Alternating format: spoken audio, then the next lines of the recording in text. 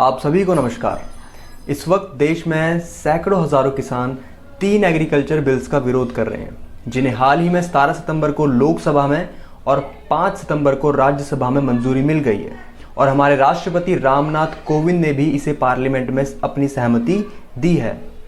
हमारी सरकार का कहना है कि इन 3 एग्रीकल्चर बिलों से हमारे किसानों का बहुत फ़ायदा होगा, मगर इसका उल्टा ही देखने को मिल रहा है। उल्टा किसान इस बिल का विरोध कर रहे हैं कि वो सरकार ये बिल पास ना करे, मगर ये बिल अब पास हो चुके हैं और ये बिल अब एक एक्ट बन चुके हैं। तो ऐसे में आप और मेरे जैसा आम आदमी कंफ्यूज है कि कौन सही है और कौन गलत है, हम किसका साथ दें, हम सरकार का साथ दें या किसानों का साथ दें।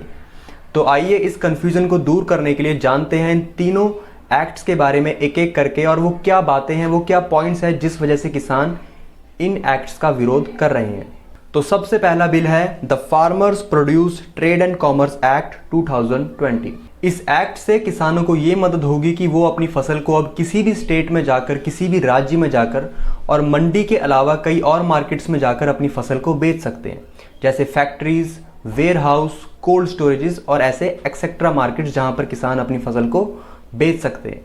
फॉर एग्जाम्पल, कर्नाटका में इस एक्ट से पहले किसान अपनी फसल को, अपने आउटपुट को सिर्फ एपीएमसी मंडीज या किसान मंडीज के बाहर नहीं बेच सकते थे, मगर इस एक्ट के आ जाने से वहां के किसान भी अब अपनी फसल को मंडियों के बाहर भी अदर मार्केट्स में बेच पाएंगे, जिससे ये मदद होगी कि अब किसानों के पास कई सारे ऑप्शंस होंगे अपनी फसल को बेचने के। और कई सारे ऑप्शन से मेरा मतलब है कई सारे खरीदार।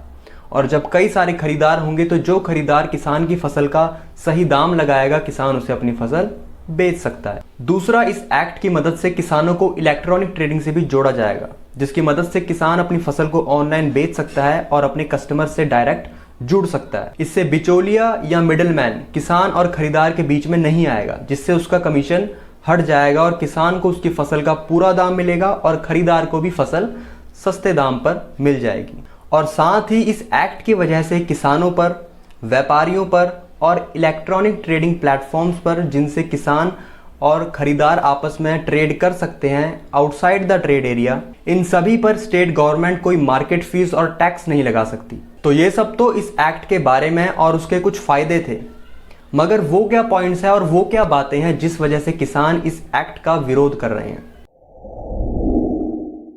इस एक्ट से कंपनीज को, प्राइवेट बायर्स को ये फायदा होता है कि वो बिना सरकार को कोई फीस दिए डायरेक्ट किसान से उसकी फसल खरीद सकते हैं। और दूसरी तरफ एपीएमसी में जो बायर्स हैं, एपीएमसी मतलब एग्रीकल्चर प्रोड्यूस मार्केटिंग कमेटी, जिसे किसान मंडी भी कहा जाता है, और ऐसी करीब 7000 कमिटीज है भारत में जो सभी मंडीज को रेगुलेट करती है ताकि वहां ठीक ढंग से काम हो सके। तो इन मंडियों में जो ट्रेडर्स होते हैं, जिन्हें आड़तिया या बिचौलिया भी बोला जाता है, उन्हें सरकार से लाइसेंस लेना होता है, फीस पे करनी होती है, तब जाकर वो किसानों से उनकी फसल खरीद पाते हैं। मगर इस एक्ट के आ जाने से आड़तियों को, बिचौलियों को या इन व्यापारियों को घाटा होगा, क्योंकि उन्हें सरकार को लाइसेंस फीस पे करके, टैक्स भर के किसानों से फसल खरीदने की मंजूरी मिल रही है। वहीं दूसरी तरफ ये प्राइवेट बायर्स, ये कंपनीज डायरेक्ट बिना कोई लाइसेंस फीस पे किए किसानों से उनकी फसल खरीद सकती हैं। और ऐसे करते करते हो सकता है कि ये मिडलमैन, ये बिचौलिए अपनी दुकान बंद कर दें, क्योंकि कंपनीज तो अब डायरेक्ट किसानों से उनकी फसल खरीद रही है, तो इनकी कोई ज़रूरत ही नहीं है। और ऐसे करते करते जब ये अपनी दुकानें बंद करेंगे और जब ये मंडियां बंद हो जाएंगी, तो किसानों के लिए अपनी फसल को मंडी में बेचने का ऑप्शन भी बंद हो जाएगा। और जैसा कि आमतौर पर देखा ही जाता है कि पहले तो कंपनीज बहुत अच्छी अच्छी डील्स देती है, मगर एक वक्त के बाद वो अपने रंग दिखाना शुरू कर देती है। फॉर एग्जाम्पल, ये जो स्विगी, जोमेटो, ये जो ऑनलाइन फूड डिलीवरी ऐप्स हैं, ये जब इंडिया में नए नए आए थे तो इनमें बड़े ही सस्ते रेट्स पर खाने को मिल जाता था, मगर अब अगर आप चेक करेंगे इन ऐप्स को तो इनके रेट में और रेस्टोरेंट्स के रेट में कोई फ़र्क नहीं दिखेगा। उसी तरह ये कंपनीज भी स्टार्टिंग में बड़ी अच्छी अच्छी डील्स देकर बाद में किसानों को एक्सप्लॉइट करना शुरू कर सकती है। तो किसानों के पास उस वक्त कोई चारा ही नहीं होगा अपनी फसल को मंडियों में बेचने का, क्योंकि मंडी तो अब बंद हो चुकी है और उसे अब अपनी फसल को किसी प्राइवेट बायर या कंपनी को ही बेचना होगा। और दूसरा, हमारे भारत में around 83% small land holder farmers हैं, मतलब वो किसान जिनके पास बहुत कम ज़मीन है खेती करने के लिए। तो वो लोग इन कंपनियों से मोल भाव नहीं कर पाएंगे, क्योंकि इन कंपनियों को पता है कि किसान के पास अपनी थोड़ी सी फसल बेचने के लिए और कोई जगह नहीं है, तो हो सकता है कि कंपनी किसानों की इस मजबूरी का फ़ायदा भी उठा सकती है।